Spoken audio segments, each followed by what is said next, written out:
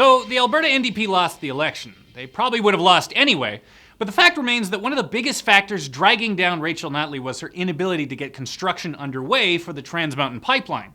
There was a brief, shining moment where Alberta, was unilaterally imposing a carbon tax, shutting down coal power plants, and wasn't scared to speak of a future that would eventually phase out oil sands production. She even got oil companies on board with this.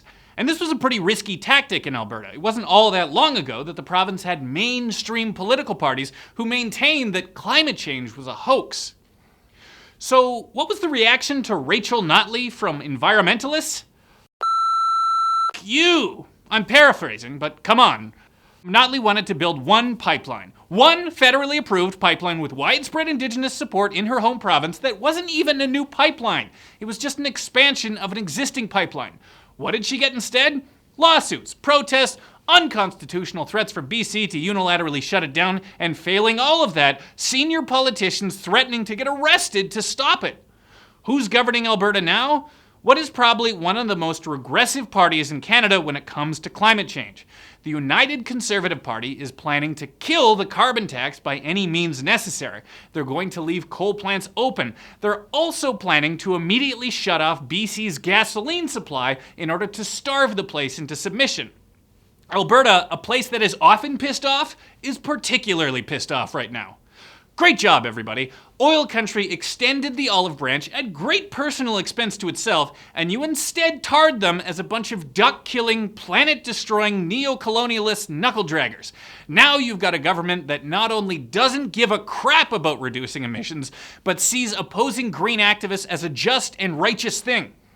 It might be time to think about some pragmatic moderation in the environmentalist movement, because this stuff is just going to keep happening.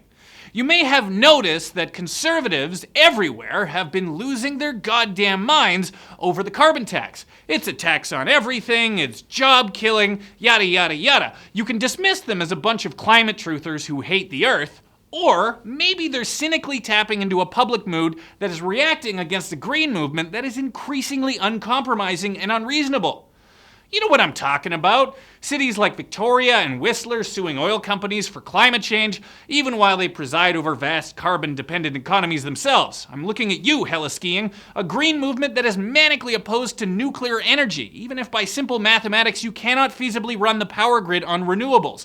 Lauding a fringe group of protesters who illegally blockade an LNG pipeline project that has unprecedented amounts of Indigenous buy-in and is a net boon to global emissions reduction because it will be supplanting coal power in China. Prominent environmentalist voices who are openly saying that we can't save the climate without, quote, smashing capitalism.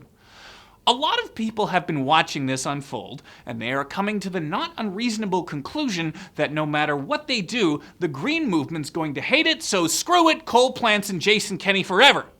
You can talk all you want about the existential risk of climate change and the need to take radical action immediately.